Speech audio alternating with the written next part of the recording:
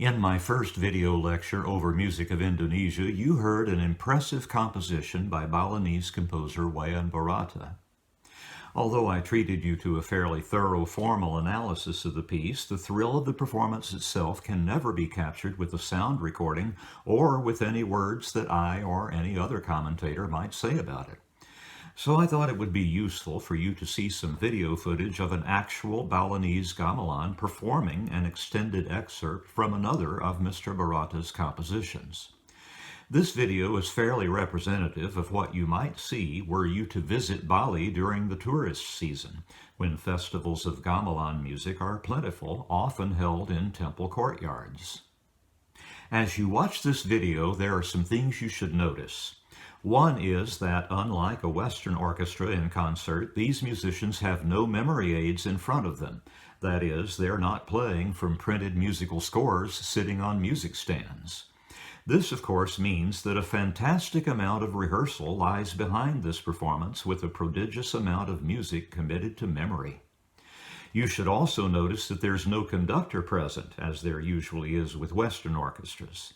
That means that all the tempo and stylistic changes have to be negotiated by a large conductorless ensemble who must play this music as though it were chamber music, as in a string quartet, where all the musicians are aware of all the other musicians and what they're playing at any given time and how those parts fit in with whatever each individual is playing.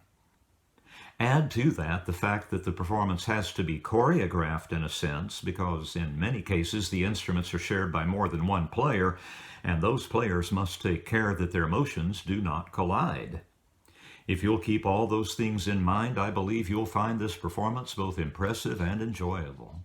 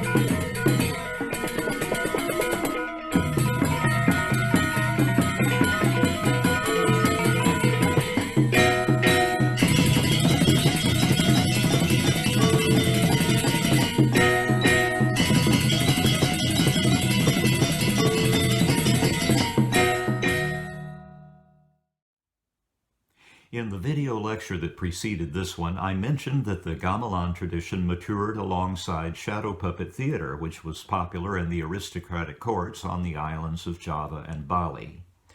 In that context, the music is an adjunct to the action depicted on a small stage, as a puppeteer controls both the action of his puppets and the music that underscores their actions. The puppets themselves are works of high art, fantastically imaginative, as you can see from these photos, and the action ranges from scenes of courtly love to pitched battles, with a wide assortment of musical styles and effects practically ready-made to play their supporting role in an art form that is not unlike opera. In order to give you a little taste of how such a show is managed by the puppeteer and the musicians, I've provided a description in outline of a brief excerpt from such a performance. As you watch this, I believe it will come clear just how familiar the puppeteer has to be, not only with the puppets he's manipulating, but also with the music that accompanies their actions, whose twists and turns he signals in various ways. This is the Plion Lasem Slandro Patet Nem. There's much more to this than I've indicated in my sketchy outline, but this may at least give you a taste of the complexity of this art form.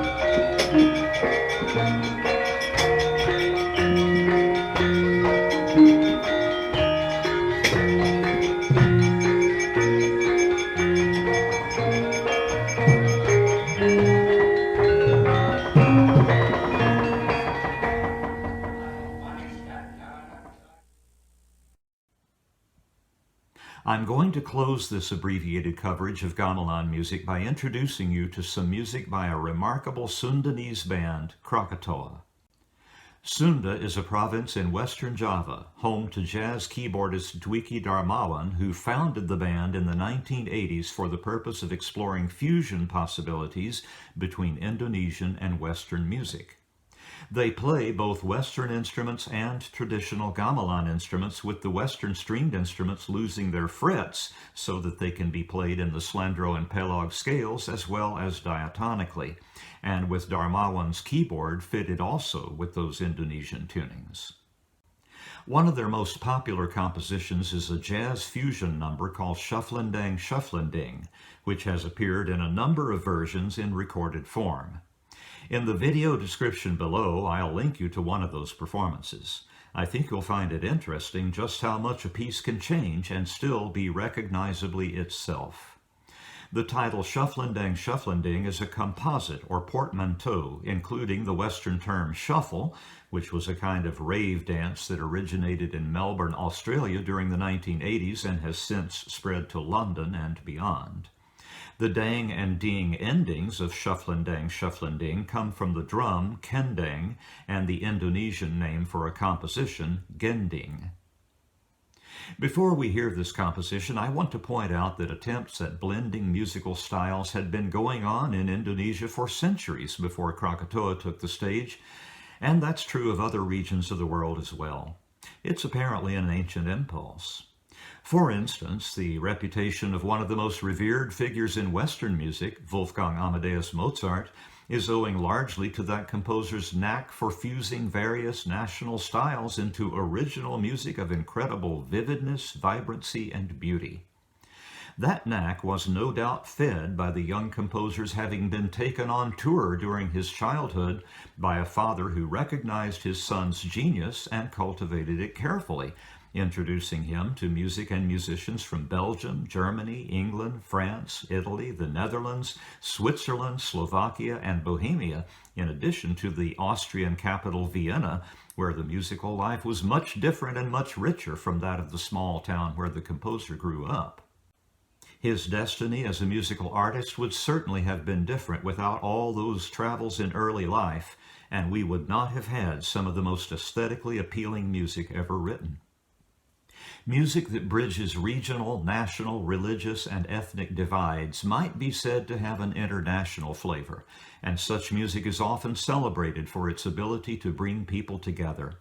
Beethoven's Ninth Symphony, for instance, owes its enduring appeal to that internationalist thrust. Something like that might be said of the band Krakatau, which takes its name from the volcano that erupted in 1883, killing over 36,000 people, obliterating much of its small island, and producing what some say was the loudest sound ever heard by humans, an explosion heard all the way around the world. The musical eruption you're about to hear is not nearly so violent. It is, in fact, a very civilized, well-turned-out musical essay that satisfies on many aesthetic levels. In the running account I'm about to give you, I've called attention to only a few of the music's many details, and it will be up to you to explore it further. This account focuses above all on what must be established about any unfamiliar music that one is exploring. What is its form? That is, how is it put together? The answer is that overall the piece is cyclic, which places it squarely within the tradition that has been exhibited in the gamelan music we've explored so far. In this case, the cycles consist of three large sections, which I have identified as themes A, B, and C. Theme A is in Western style, with diatonic tunings underlying a stretch of music composed of short, breathless phrases, occasionally including tumbling sequences. You may recall that in music, a sequence is the repeating at a different pitch level of a short musical motive, phrase, or passage. Theme B is the gamelan section, with the metal slab instruments known as sarons playing in the slendro and pelog scales in alternation. Theme C is a rebab solo. The periodic principle is sometimes at work here, with antecedent and consequent structures becoming evident in the music as it unfolds. The third cycle is adjusted. I mentioned earlier that Krakatau has produced several different versions of this composition. The one I'll link you to is particularly interesting. I regret that the video is not of higher quality than it is, but the performance is certainly enthralling, and I urge you to spend a little time both with the recording that I'm about to play for you and the video that I'll link you to. The differences are significant, even affecting the basic structure of the piece.